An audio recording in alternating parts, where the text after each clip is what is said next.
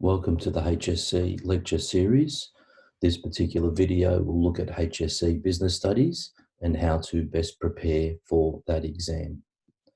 There's two videos in the series. This video, video 1, will look at the structure of the business studies exam, how to best perform in the business studies exam, and we'll look at ways to revise different types of study methods, memory techniques, and how to address the glossary terms that are given in questions in the exam. Then finally, there will be some resource help and how to access resources to help you with your study. Video 2 in the series will look specifically at exam technique. So the 4 sections of the exam, the multiple choice short answers, report and case study. We'll look at breaking down each section, what are typical questions in those sections from past exams, little tricks in how to answer those questions and how to best prepare for them. This video will also look at sample answers and feedback from NESA and the marking centres of how students went and what the strengths of answers were by students and what some of the areas that students would need to improve upon. So let's get started.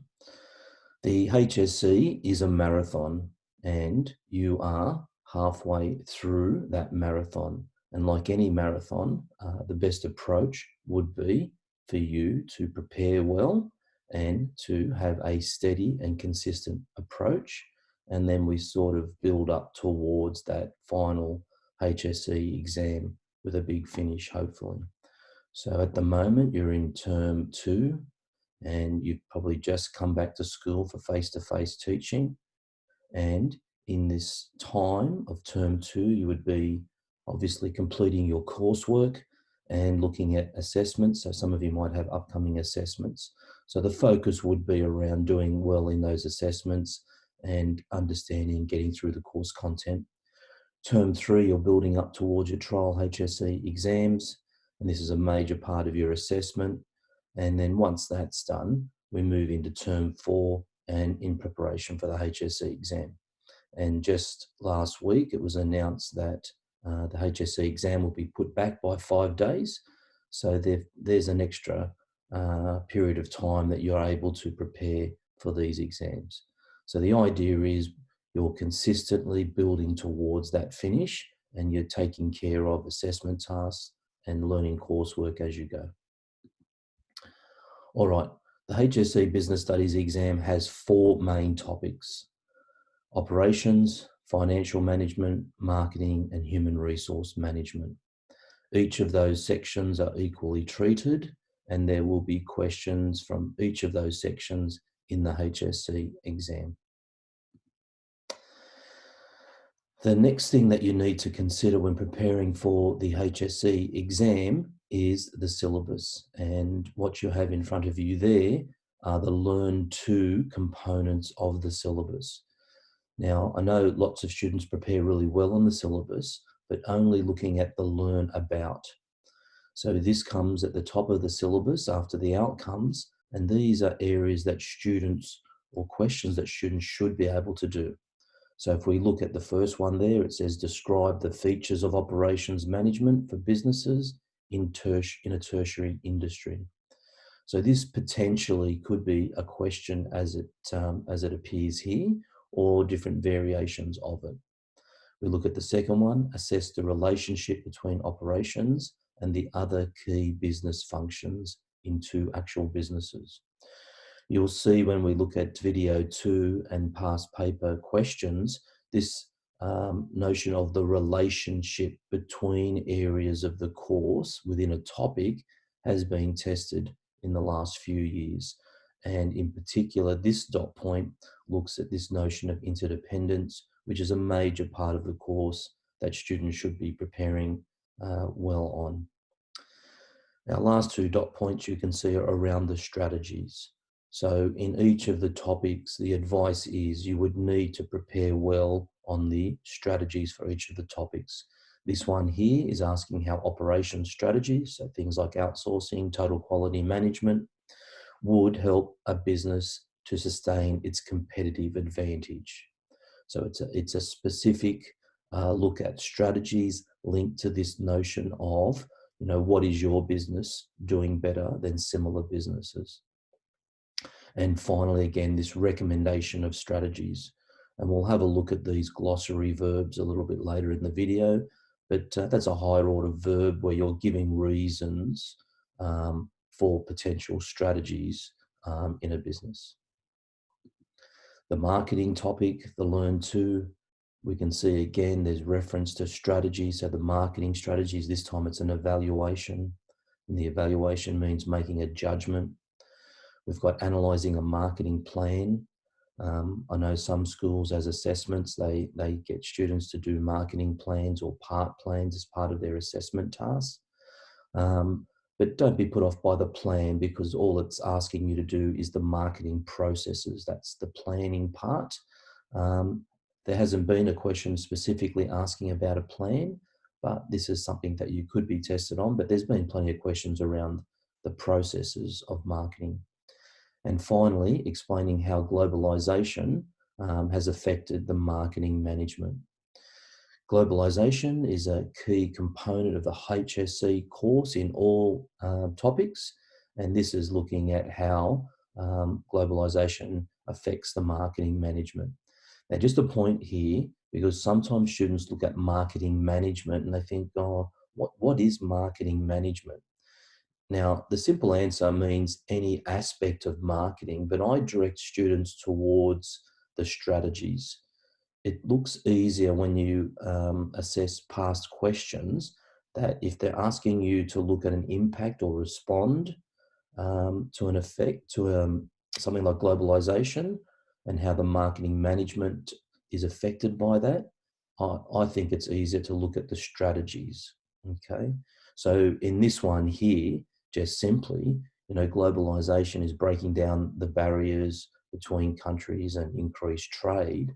So you would look at that and how the marketing of a company has responded, okay, in terms of the strategy. So that could be e-marketing as a strategy has been a response to globalization, or global branding, for example, is a key response to being able to access new markets overseas.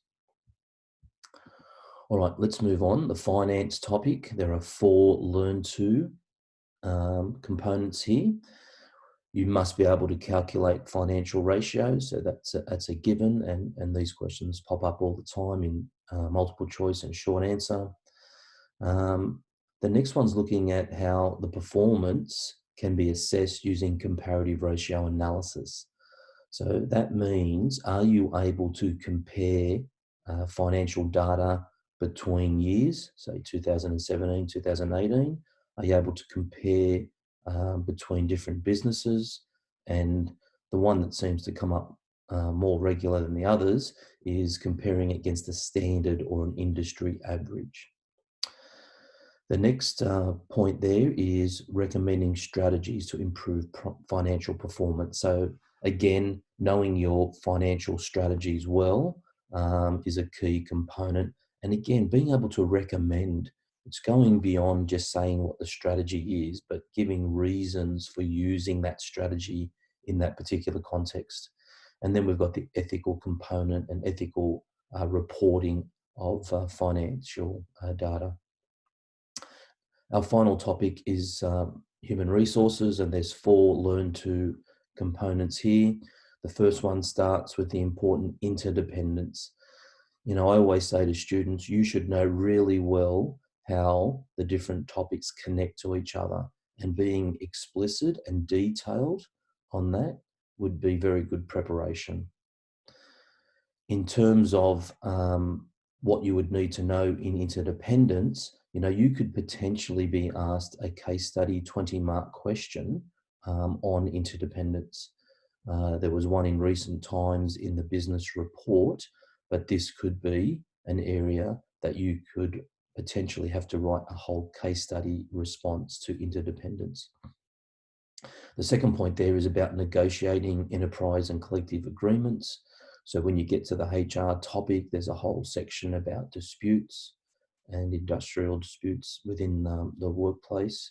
and within business, and then how to resolve those disputes. Advantages and disadvantages of outsourcing.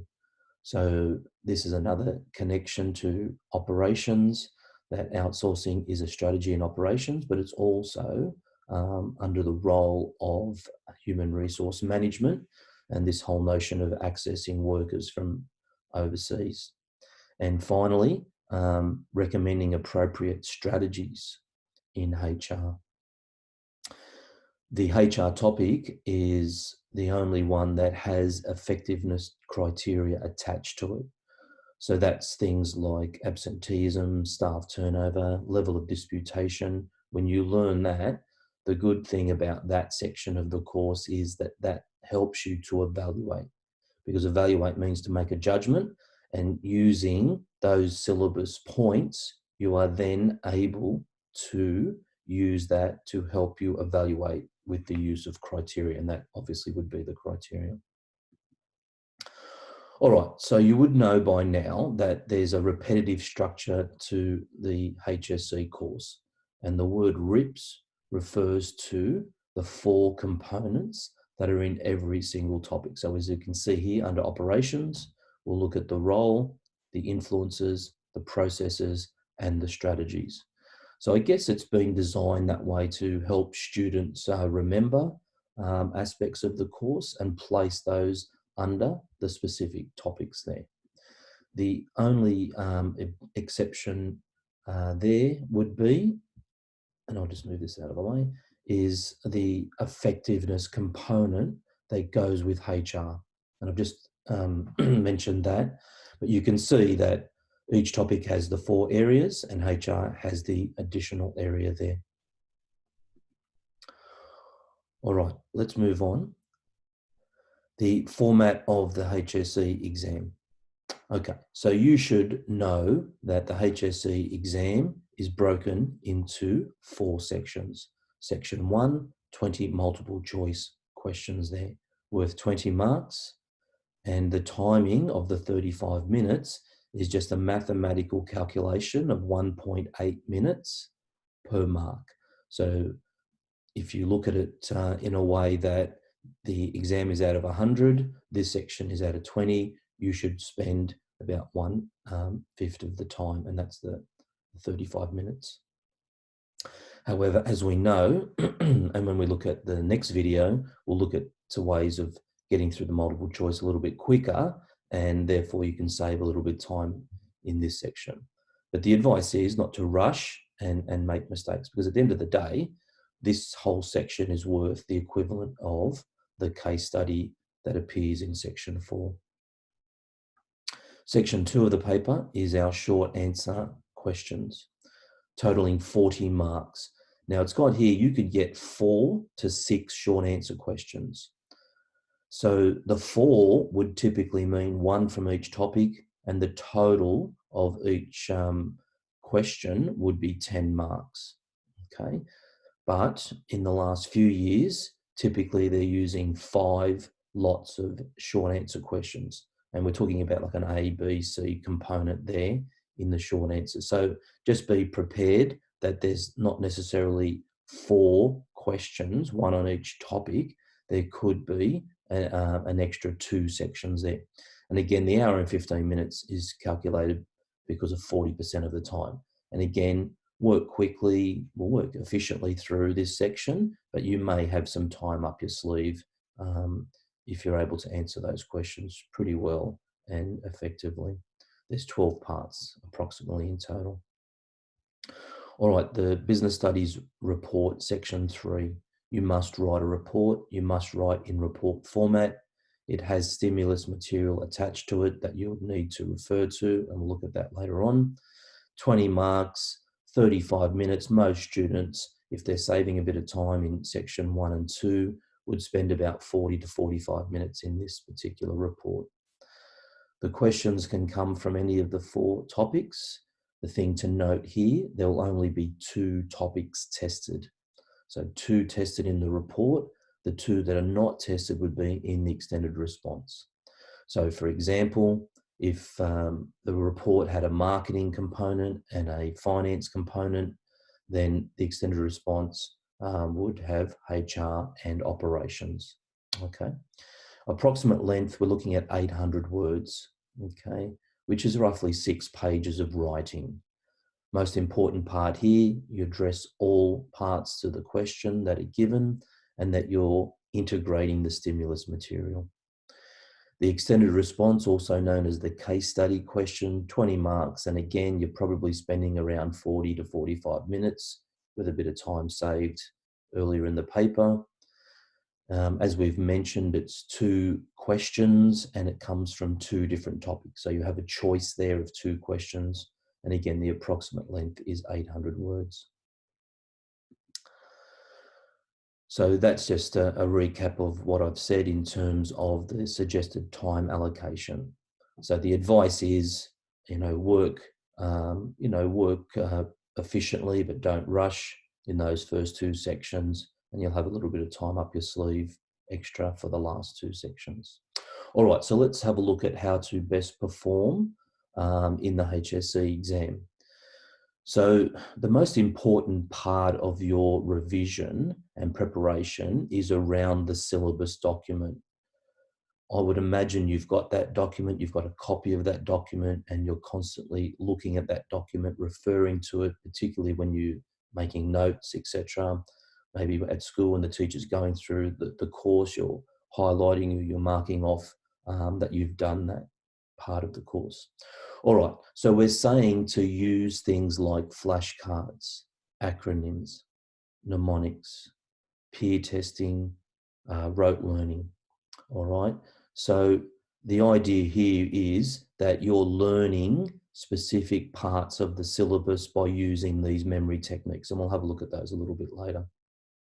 We've already mentioned the idea about the RIPs in terms of the structure of each topic, and in looking at understanding the interdependence between business functions. So we've already mentioned about that as a part of preparing, looking at the glossary of terms that'll come up soon, and the whole idea of planning. And in the second video, that video starts with how to use your planning time and how to plan during the first part of the exam.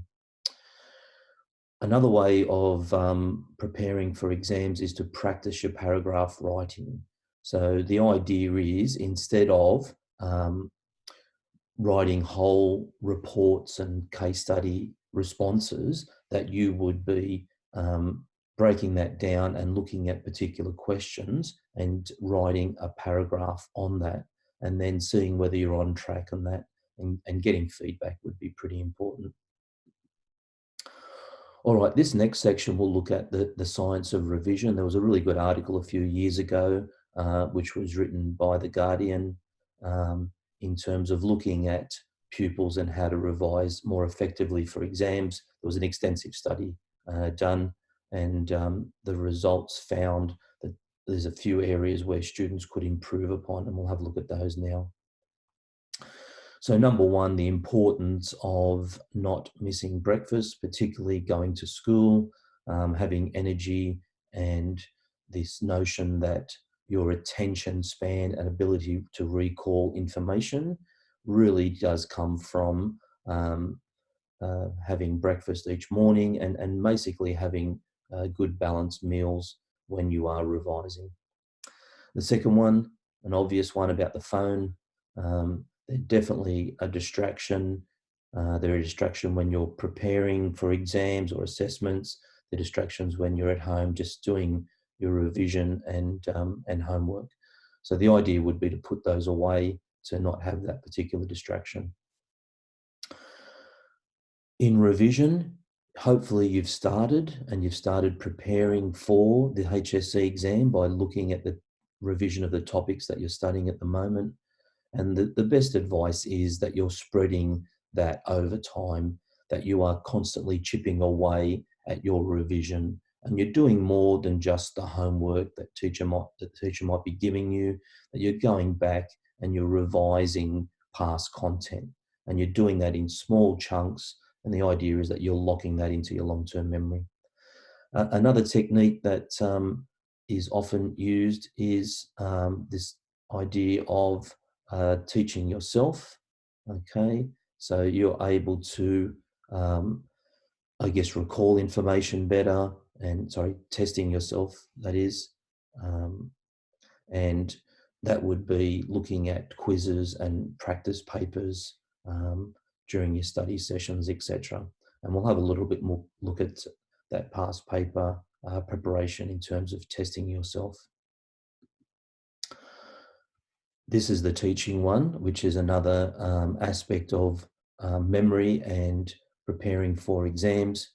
You know, it's a skill to be able to recall information and to teach someone else that information. And it definitely does help to lock that information into long-term memory. There was some suggestion about highlighters not being that effective, particularly students that are highlighting lots and lots of notes on the page. It sort of loses its effect. Not sure what you think about number 7 in listening to music. But again, the research is showing that a quiet environment is the best for recall. I know some students think that they probably prepare better by having their headphones on and listening to music, something to consider. Number 8 there, getting out and exercising, getting some fresh air, having regular breaks definitely is important. And our final one is regular sleep patterns. You know, can't stress how much benefit you will have for your well-being and just your ability to focus, etc., by having regular sleep patterns. All right, so they're sort of general areas for revision, but let's have a look at the best methods of study. Okay, so we've broken these down into looking at study notes. Everybody prepares study notes for different topics. It's just the way that you're going to put those notes together. So business studies, obviously you'll follow your textbook, your notes in class, etc. But one of the things you might consider is putting a little bit of a twist to those notes. A lot of the time, the notes are just content driven in terms of descriptions, characteristics, learning, you know, what the ideas are.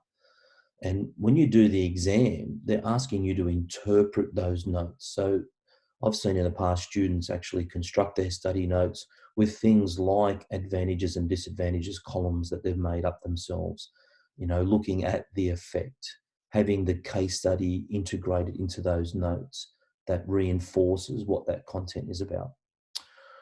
Okay, we've mentioned about the syllabus already and basically learning and making sure you've covered each part.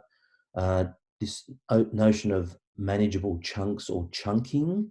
So when you're going to revise these study notes that you have, you might look at specific sections of the syllabus. So say, for example, marketing processes, you might spend your time just looking at that component and sort of locking that in first. All right. So instead of trying to study large amounts of work, we just focus in on doing regular study, smaller parts of the syllabus and locking those into our long-term memory. All right, past papers, very important part. You know, every student that I asked, you know, after they've done the HSC, that have done really well in the HSC, and I'll say, what's the, you know, the best method of preparation? And a lot of these things we're doing today, they'll mention, but the number one response typically is around past paper revision. And that gives you a sense of confidence. You know, if you do lots of revision and you see lots of different questions, when you get into that HSC exam, it's almost like I've seen that question before, gives you that confidence to answer the question. Okay. And we'll look at the technique of past papers and what the benefit there. Another one is to learn the syllabus. There's a syllabus closed passage. You might have seen these around. Teachers create these all the time. So basically by removing different components of the syllabus and having you fill those in regularly, and I'll show you a sample that's coming up, and sample answers from the NESA site. And in video too, lots of different sample answers. You can get access to those. There's different HSC Success 1 books around that have sample answers. There's the NESA sample answers that the libraries carry and also your schools carry as well. So the sample answers, they're very important for two things. One, to show you the standard of writing. And number two is how to answer the questions. And also, you might also be able to find some additional content, things that you might not have known, and you can add those to your notes.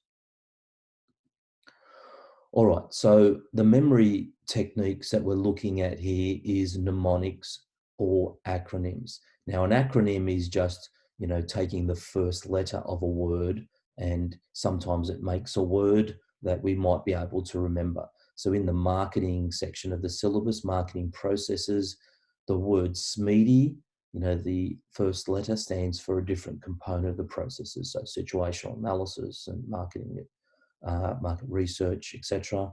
And you would remember that, and that would trigger to the brain that that acronym relates to a specific content area.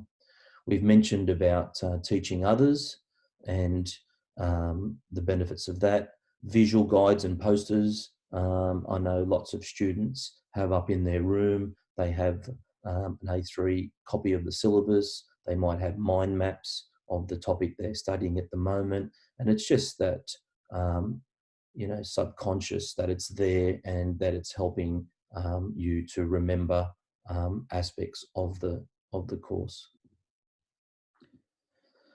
So with our memory techniques, we've mentioned about the syllabus closed passage and the mnemonics and acronyms, and this is a good way of remembering the syllabus. At the end of the day, you need to know the syllabus document in detail. So we'll have a look at a bit of a sample now.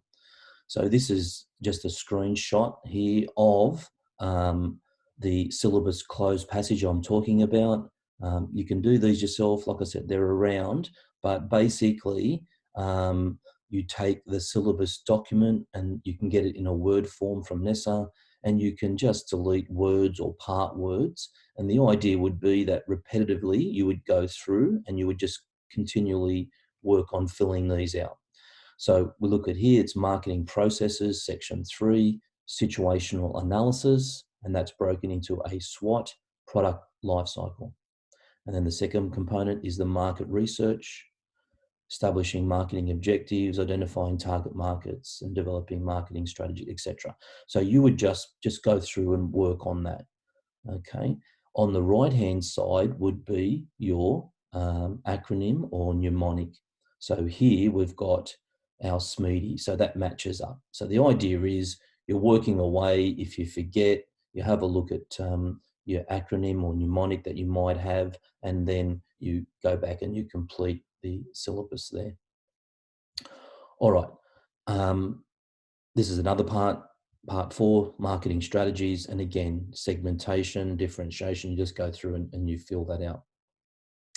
I've been doing this for years, and students find it, the most effective way of revising the syllabus and knowing the sections. Now, this solely is not going to get you through the HSC, but it provides you with a very good foundation to answering questions. And then with the further study, you're locking in the detail, I guess, of each of these components. Over on this side, again, we've got our strategies. Now, you might look at 7 Ps or PEG. And again, you can make up your own acronyms, mnemonics. And as I said, there's some around. If you search on the internet, there's lots of them around. In terms of mnemonics, so we looked at more acronyms there. This is one that's credited to the Apple case study, and your schools might be using those, and teachers, but it's a very good publication, the Apple case study. And within that, there's some advice around mnemonics.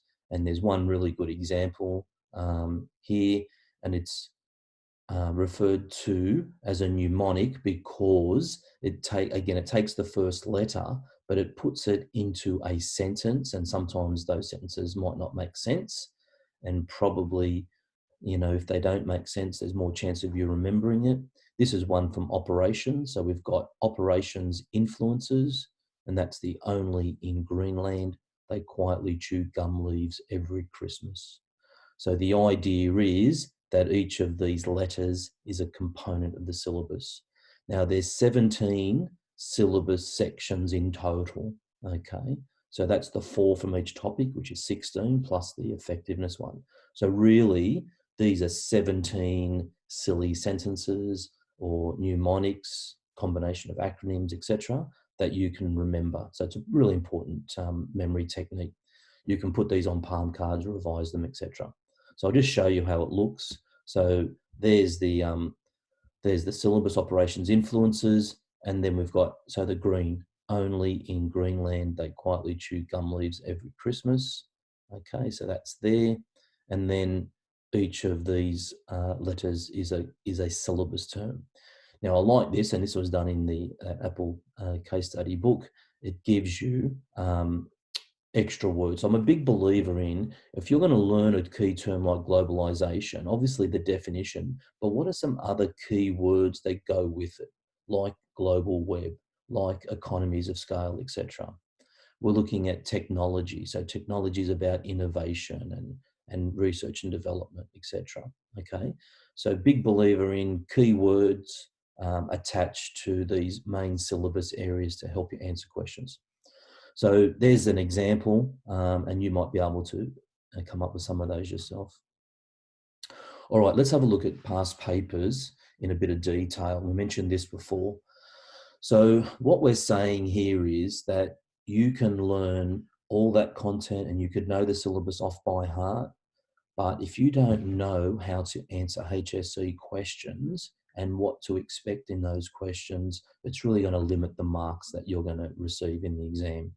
Okay, so the idea here is by doing past papers, you know, it's the easiest way to find out what you don't know by looking at different questions. It gives you an idea of what marks to expect.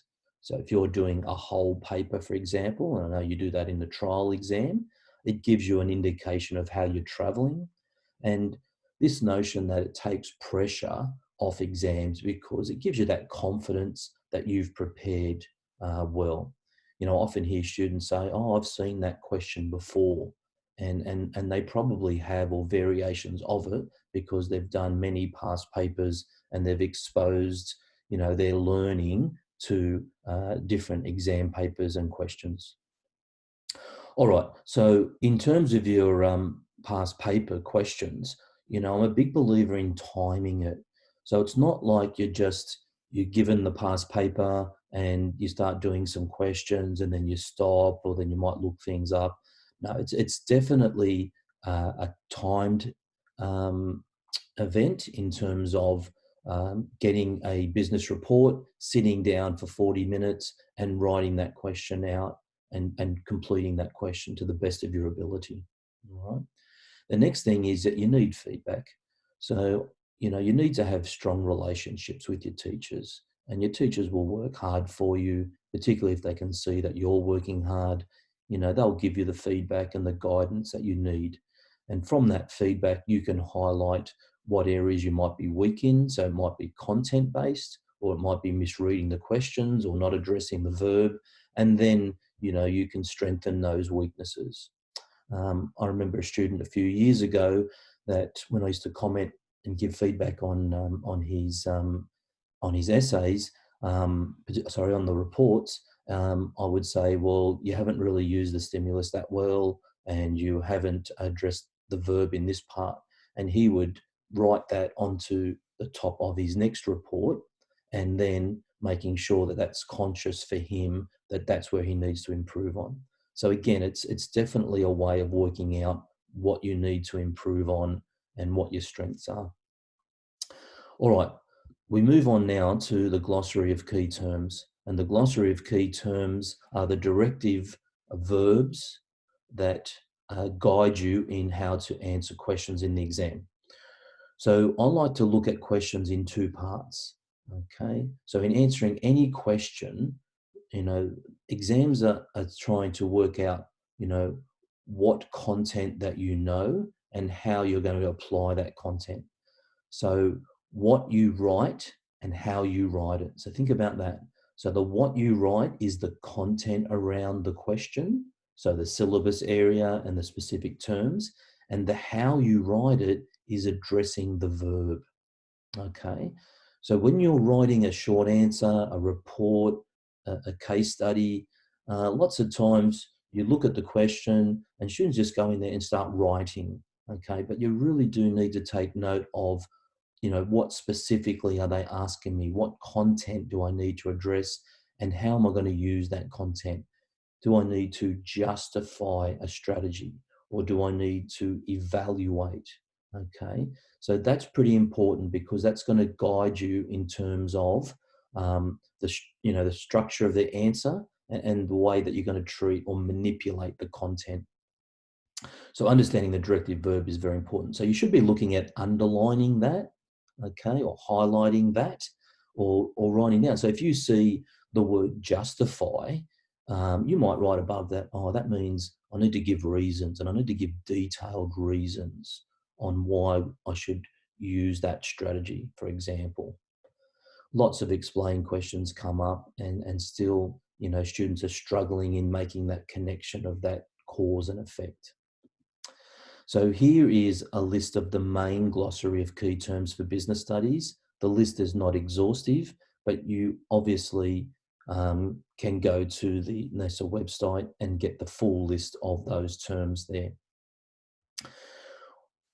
What's in front of you starts with some lower order verbs. So what we mean by lower order verbs, more sort of knowledge type verbs and comprehension. And we move into higher order verbs. So typically an outline question in a short answer would only be worth a couple of marks. Same with describe and calculate. But once we start moving into the discuss and explain, we're probably looking at more marks, because they're mid-term verbs in the degree of how you need to answer those. And then we've got the higher order verbs, or the higher order skills in analysing and examining, justifying, evaluating, etc. Okay, so I can't stress enough, and I'm sure your teachers are working on these with you constantly, about how to address these verbs in the question.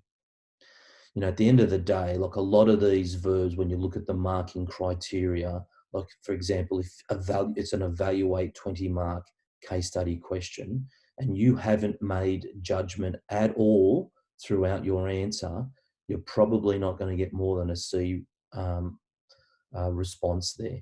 So if you're going to access the higher marks in your questions for these assess and examine and analyze, etc., you really do need to do what that verb is asking you to do. Okay, and that's just another outline of some of those. There's just a little bit more detail on some of those verbs there. So you can pause this later on and have a look at those and make sure you know those. What's been happening as well is the directive verbs are not the only words that they're using in exams. And you might see words like how and how can, or why, why does this happen? Okay, so just be prepared for these non-traditional directive terms as well. Here's an example of the how can. So how can different sources of funds help a business achieve its financial objectives? So that's from the 2002 HSC. So you're looking at it and saying, okay, how? That means to show. I need to demonstrate.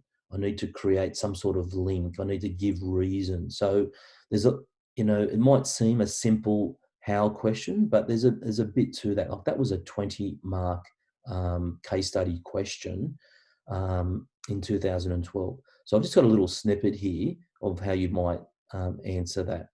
So by using leasing, okay, so how? We're doing it by using leasing, and Qantas is able to purchase its new fleet of A380 Airbuses, which will lead to more customers on the flights, increasing sales and ultimately profits.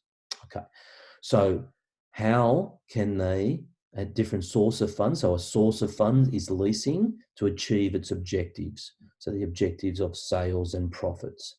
So by having or by investing in the new A380 Airbuses, they're a larger plane. Obviously, you can get more customers on those flights, therefore you can sell more tickets and hopefully make more profit. So again, this how can question is really asking you to show and demonstrate, give reasons, etc. And the same with the why. Why is market research effective in achieving the marketing objective. So why? It's give reasons, it's inquire into. So don't be fooled that it's a basic word and not writing much on it. You really still do need to get the detail in those answers.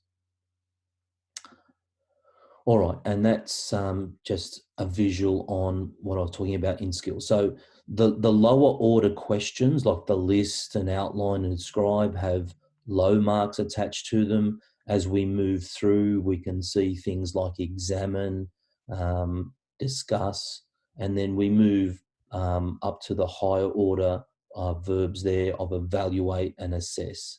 Okay, and they tend to be the 20 mark type questions there. All right, so we move on to now resources and where you can access some help, etc. So the NESA past HSC papers, that's something that you obviously would know and have access to. If you can get hold of Catholic school past papers and independent trial papers, and I know they're floating around, acehsc.net. Okay, this over here is a website. They've just fixed that up recently. Students are posting exam papers, etc., on there, some of them with answers, etc., as well. So you should have a look at that. They've got study notes and a collection of resources, and they're all free. The NESA sample answer booklets, these are the workbooks. They're not produced every single year, but they just give you typical answers to past papers that students have written for those particular questions. Now, I've seen them in libraries. Your teachers might have them as well. So you might ask your teachers for those or go to the library and borrow those. Cambridge HSC checkpoints have revision books, and again, they're probably in your libraries as well. And there's an app there that you can test yourself. Matthew Parsons for business studies and economics has graciously opened up his online learning website. He's a teacher that with the COVID-19 has generously allowed access to his videos and revision quizzes, etc. And they're really good. So especially if you don't have other online learning means, that's a really good one. Art of Smart, another good website if you haven't seen that, in all your subjects, revision, past questions, breakdown of exam analysis, pretty good material on that site, and that's all free. And the NESA quiz site. So basically, if you go to that link there, you type in your subject like business studies, and it will randomly select past HSC multiple choice questions. That's a really good technique. I've got 15 or 20 minutes, go onto the site, have a look at some multiple choice questions, get the immediate feedback there. All right, and finally, the Qantas case study book. There's the Apple case study I mentioned in this video as well. That's a link to an online case study for Apple, but your libraries and that now do have the Qantas case study book. It's a very thorough treatment of the syllabus in reference to Qantas, and there's some other ones floating around. The Excel study guide, and again, these are in libraries. As a study guide goes, they're pretty good books to just to look at how other people have presented the information that you might have learned in class. If you're a video learner, and hopefully so with watching this particular video, there are some videos around on YouTube. Marco Cimino here has a good YouTube channel in which he has all the HSC videos there, breaks down different components of the course. HSC Hub, that's a paid prescription there. I know some schools have that. They're sort of shorter videos that you can have, but you have to pay for those. So accessing these resources, and again, if your school's giving you lots of good resources and access to that, these might be some just other additional ways to to get access to resources. All right, so that brings us to the end of our first video. So hopefully, you've got an idea of how to prepare better for the exam and some techniques, etc. Watch video 2 as that breaks down the exam specifically with past papers, etc. So take care and good luck with your HSC exam in business studies.